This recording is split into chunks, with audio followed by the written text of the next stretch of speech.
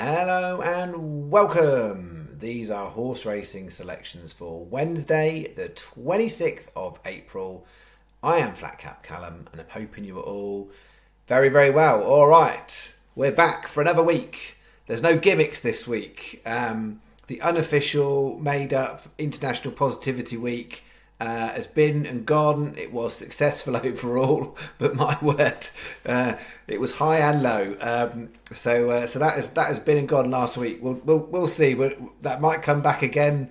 Who knows? This week we're on to regular week.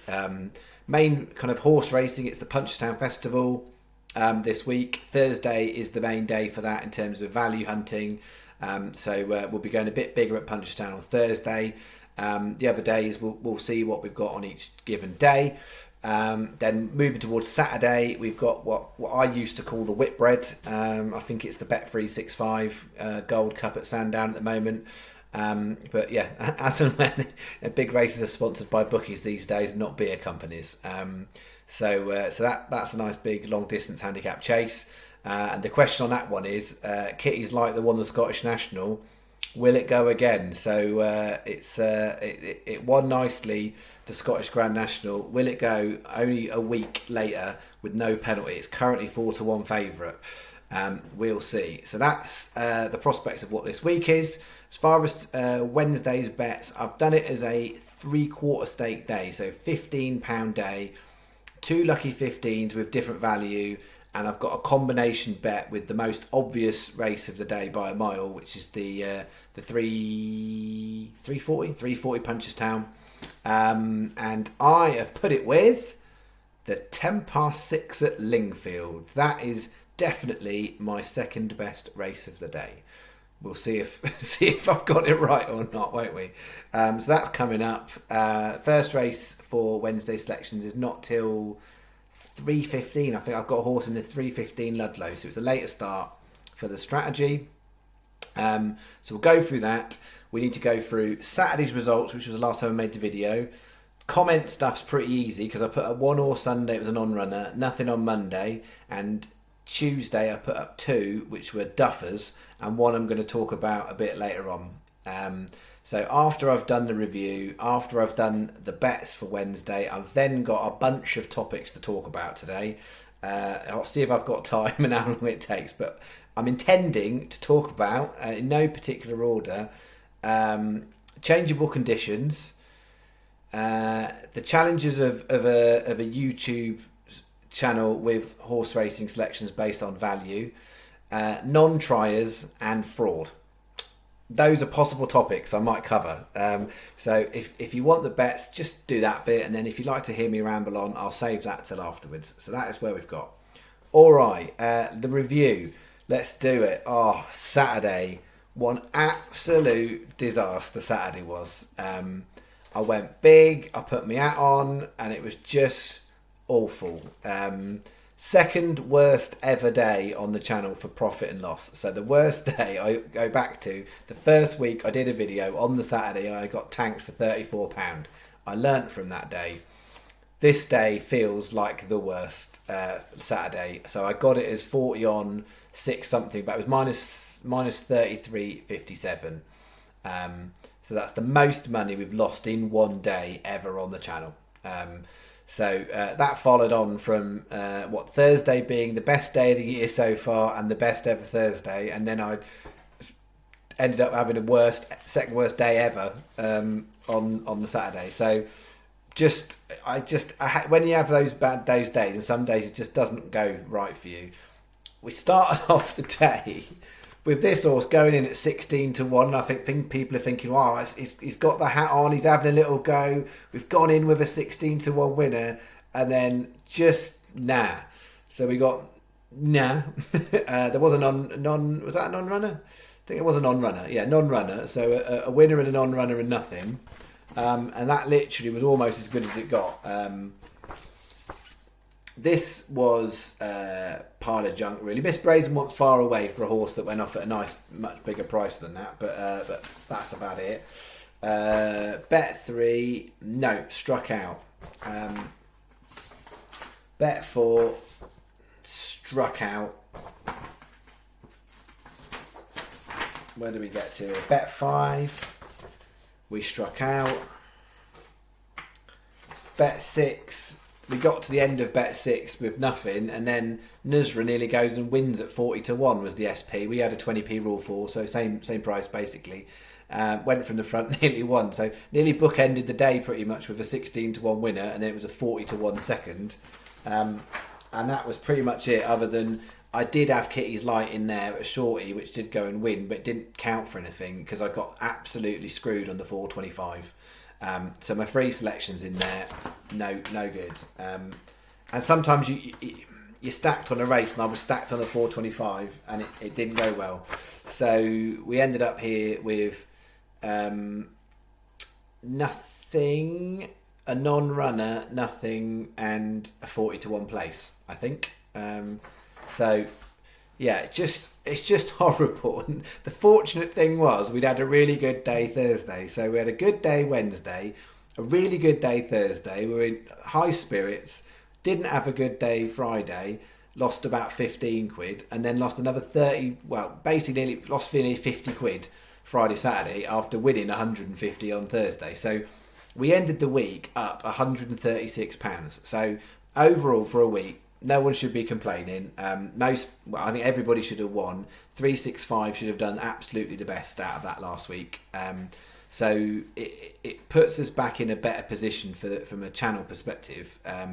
So I think we are down 133. I think it is. It's in the description. Definitely, it's around about that, give or take about £2.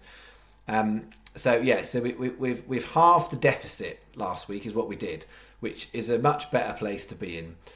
So for the month of April, I've got it, we're sat on 107, and I think in March we got done for 117. So in combined for the last 2 months, we're minus £10. That feels a bit better than where we've been. We lost obviously January, February, but I go back to the fact that we won, well, I think it was over 400 in December. So it all depends on when people start these things. The long term, the channel's sat on about 27% overall for horse racing bets for nearly 16 months, right? And so some people, they go, that's really, really good. And some people go, it doesn't matter because you're losing this year. Everybody's got their way of doing it. All I've ever said is judge me on the long term. That's all I ever ask. Judge me on the long term. Judge me day by day. I will look like an absolute joke, 100%. Because I'm playing in big end of the market. So when it goes really right, it can go really right. And when it goes really wrong, like it did on Saturday, it looks terrible. And it's not for everybody. People got to pick and choose. If you want to go and find people that give you a short price winner every day, there are channels out there that do that. If that's what your thing is, then you go do that. That's not what I do. What I won't say to you is someone else's strategy is wrong. What I'm doing is my strategy and it works for me. And the challenge with my strategy is I don't see anyone else really doing what I'm doing. So yes, you might find a channel that kind of will tell you the same about Lucky 15s and value. But in terms of actually really hunting for the bottom end of the market to try and find horses that are overpriced and then stick them into a multiples bet, there's a lot of people out there that are potentially quite good at what they do that will tell you what I do is absolutely crazy. So you've got to make your own life choices. All I can say to you is judge me on the long term, and you can see the stats, they're all in the description. Last week was a good week, and unfortunately this year we've had so many more losing weeks, whereas last year it was much more balanced. So I'd love to get back to a bit more balance where we win 1 week, lose the other, and overall win, rather than keep having these losing weeks. We will see what this week has got in store for us. I can't predict these things, but yeah, that it is where it is. All right, let's crack on then with the bets. We got the bets. I got the bets. I've got them. So for Wednesday, starting off here, 315 Ludlow, creative control. That one needs to bounce back from last time. If it does, that's a nice price. It's not a massive price, 10-1. But I would have that at about 6. So it's 4 points. It's not huge. You wouldn't say, but 6-1 is probably where I think the market should have it. And I'm hoping its chances are slightly better than that. We'll see. Then the 340 Punchestown, best race. I found a lot of nice prices. My number one pick in the race is T Components Yes. That's my number one pick.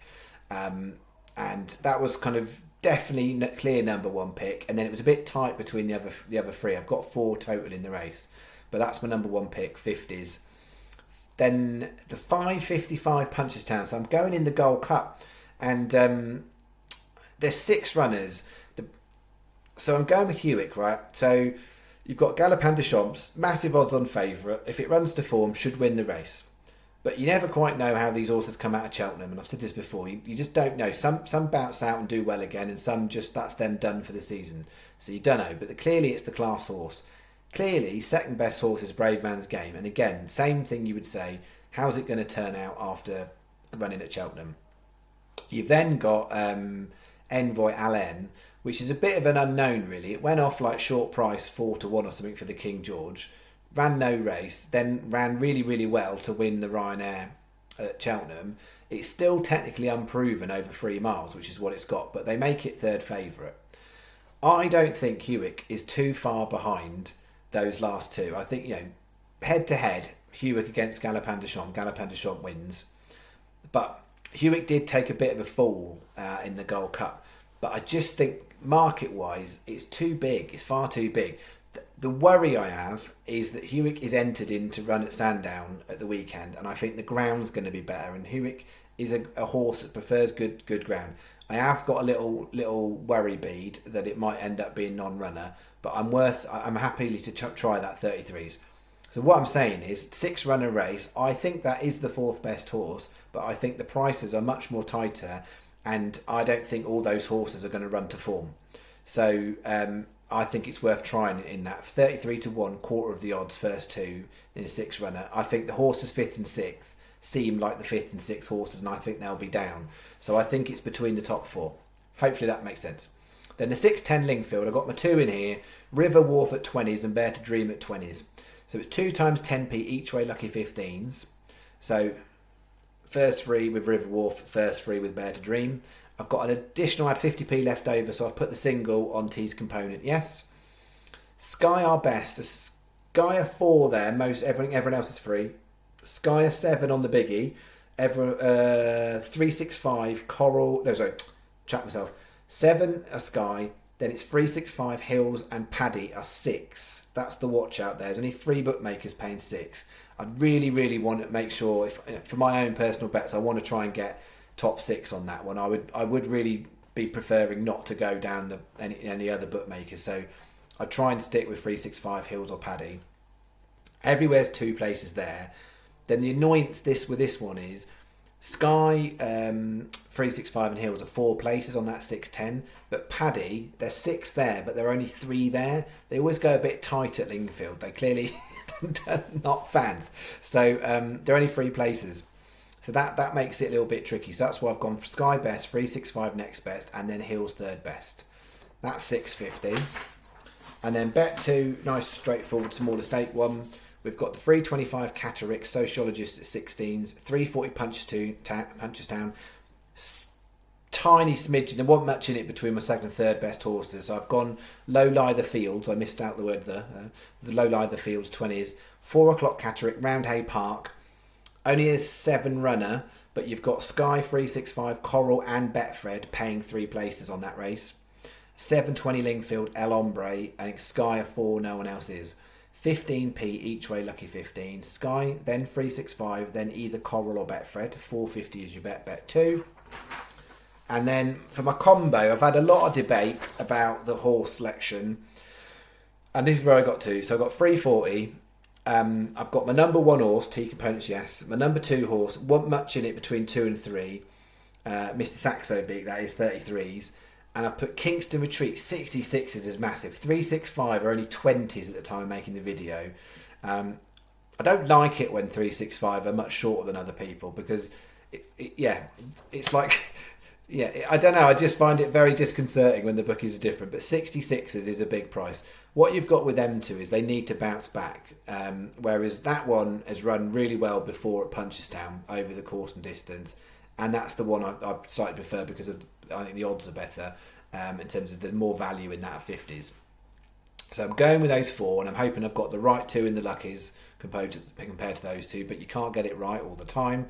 And in the 6-10, definitely these 2, and I did have some debate about putting a third horse in there, but it was single figures, and I was going to dilute the value really with doing that.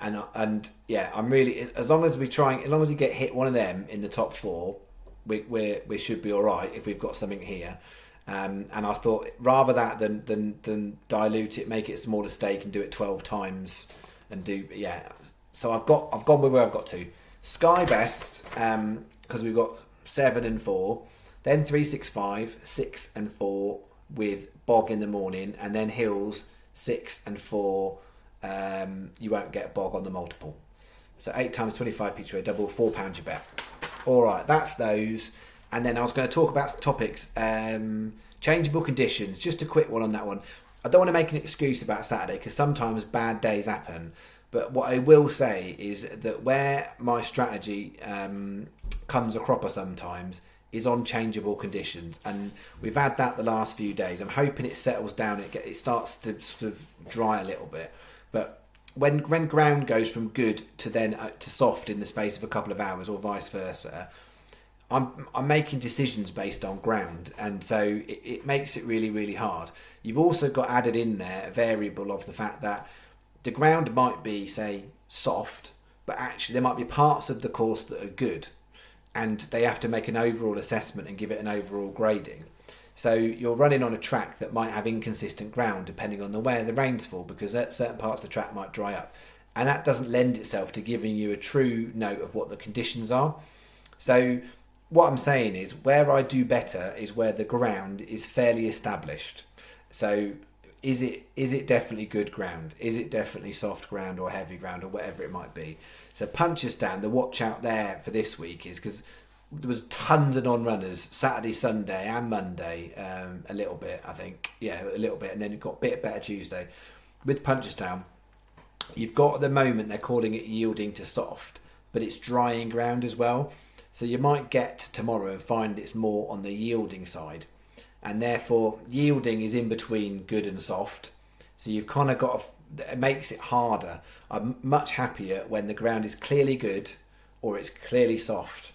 Where it's in between ground, it's quite hard because you can normally rule out certain horses on certain growings. And at the moment, it's in between ground. It makes it tricky. So yeah, hopefully that makes sense. I'm not trying to make an excuse. I'm just saying that's the reality of how it works for me. And it doesn't mean I just stop picking horses until the ground's the same. It's an added complication when it comes to variables. So that's what I was going to say about that. What was I going to say about the challenge of kind of YouTube and timings and stuff. I've said this before, I think, but I just want to reiterate it. The prices I put up, so I have to take a moment in time, and what I absolutely try my hardest to do, and I know not every channel does this, is I literally take the odds and I place the bets in a real account, and then as soon as I've placed them, I then record the video. So I've got everything written out. The last thing I do before I start recording is place the bets, so I know what the odds are, so that when I've done the video, take me whatever, this video 25 minutes, upload it 10 minutes, 35 minutes later at this time of night, there shouldn't be much difference. So I'm actively trying to make sure that I can give people the best possible chance, because I'm basing picks on prices. I would not pick my horses blindly. So what I have to do for the channel is I have to, unless I flag and I go it's a bit tight, which I do sometimes, I'm absolutely trying to find horses, and only horses, where I think there is at least 4 points in the value terms, in terms of where I'd have the horse. When it comes to win only bets, it's a little bit different. It's tighter even still. But for an each way bet, I've got to have at least 4 point leeway. So even if it comes in a couple of points, I'm happy that the price is put out. It was an example on Monday. I didn't put anything in the comments. And Shane had a great day on Monday. He put up a great, lovely 4-horse bet. 3 places, 1 winner, all double figure prices. But I know a couple of the horses in his Lucky 15, I backed myself. I didn't want to put them up in the comments, because it's fine for someone else to put them up in the comments to say what they've backed. That's absolutely fine. But I knew that two of the ones that I backed were both 25s on 365, and there was about 16s, I think, elsewhere. And I don't want to put out something on the channel that I know is massively stand out. Like 16 is okay, but those horses were kind of in the right ballpark of about 14s, I would have said.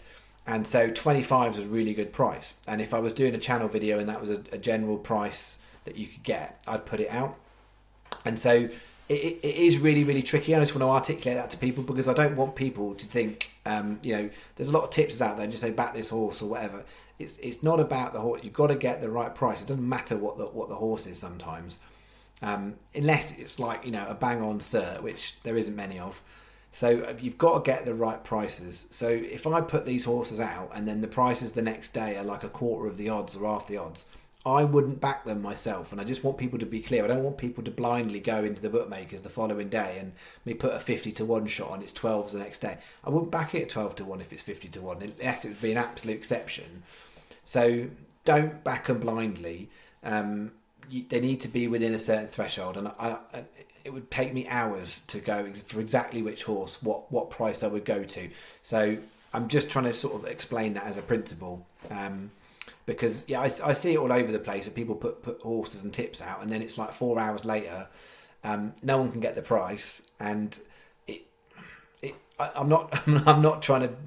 I don't want necessarily to come out of this looking like my stats are better than everyone else's, because that looks dumb, doesn't it? And people have seen how certain people out there in the industry record stats about pump prices and stuff and what they can get and what you can't get. Likewise, yes, I've got an advantage of extra places with Sky Bet. What I don't do is then assume everybody's got every betting account under the sun to choose from about where you can put the best price. Personally, that's what I do. I've got most bookmaker accounts, so I put my bets on all over the place. What I'm having to do here is go, okay, I can't choose a bookmaker that's got a standout price, so I flag it if it's there, but I can't do that. I've got to take what's the price I can get from Sky. Is that comparable to the market, and am I happy to put that out as a price? So sometimes I can't put horses out that I'm backing myself because I'm getting one bookmaker with a massive standout price. Anyway, hopefully that makes sense. That was what I was going to talk about with that. Non-triers. Put up a horse in the comment for Tuesday, Hey Johnny. Absolute example of a non-trier as far as I'm concerned. It does you nothing. You just have to accept it's part of the gig, because sometimes this stuff works in your favour. But if you watch that ride on Hey Johnny today at Punchestown, never looked like there was any effort made. It was hanging out near the back. Never looked like any effort was made on that. That wasn't a horse that was tried, that didn't have anything. It just never pushed it. It never looked like they pushed it. And that is part of the game. It's really annoying when you do that, when it happens in a handicap. So sometimes you kind of accept, right? You'll see horses running in novice maiden company, and they'll run them 3 consecutive weeks, and they're not bothering. They'll give them 2 breakfasts and they just chuck them in, and it doesn't matter, because they want to get a low handicap mark for when it gets to a handicap, then they'll try. When you've got horses that run really well in a handicap and then just suddenly they just don't try it because they're like, well, it's done too well and we'd want it to do a couple of duff races and then we'll try again. When people do things like where they'll run a horse over a completely different distance or different discipline, and I think that's how that's how to play the system to some degree. But when you just don't try a horse, that really, really gets on my wick. But part of what I do is, and that's why I like sometimes, I'll dabble in the low level on the all-weather, because generally that you can't make too many betting scams going on there. Like there's corruption in every bit of it, clearly, but generally you've got low-level horses who are racing against each other, and you can make judgments based on kind of draw bias and what distance and whatever. They don't always run as consistently, but they generally give it a go, because people aren't winning big money on gambles on the all-weather. They are winning big money in gambles on strange Irish handicaps where a horse that's got no form wins at a big price. And so in those races, sometimes I'm fishing to look at where can I see a trend that says that yard or that horse has got something that makes me think they're trying today and they haven't been previously. And sometimes you're like, well, I can see there's form in that horse, but I don't know whether they're going to try today or not. It's very hard. That's that. Last one, fraud. To talk about fraud, it was in the news this week. It got low coverage. It was on Racing Post at one point. There was a chap who got jailed for 5 years for fraud against Bet365. And he basically opened, they reckon, up to about 1,000 accounts in lots of different names, and he benefited somewhere in the region of £236,000. So if it was as clear as £236,000, 1,000 accounts, therefore he got like 2,360 quid off each account, and he basically opened them in other people's names. 5 years. That's unbelievable. 5 years. Now, you have to be careful, right? So I've said it a number of times. It is against the policies and the rules if you open multiple accounts in different names. But equally, how do you play the game when you get your account closed after less than a year when you're just playing with a few quid? The game is massively corrupt, and we try our hardest to try and beat the level of corruption that exists in the game, with horses trying or not, and the bookmakers going against us. It is very, very tricky. So anyone who wins in this game, fair play to anybody, because it's a very tricky game. The game's corrupt, the people who make the rules are corrupt, and what we're trying to do is navigate this weird, windy path that says, yes, there's corruption everywhere we look, but we're trying to come out here with a couple of quid. And even if we come out with £1 profit, we've won the game. That's how I see it. So I don't let the corruption stuff get on my wick so much, because you have to use it to your advantage. But it is really frustrating when you get a horse like Hey Johnny with that's capable of so much more, and it just didn't look like they're bothered. That's super frustrating. All right, here endeth the long ramble-o of rambleness. That is me. Nice long video to start the week. I shall be back tomorrow night for Thursday selections, which means we should be going a bit bigger on Punchestown for tomorrow night. So Wednesday night video, bigger focus on Punchestown, because I think there's 3 handicaps. All right, have a good week. I will try and do the same, and I'll see you in approximately 24 hours or less, depending on when you're watching the video. Thank you very much. Bye-bye.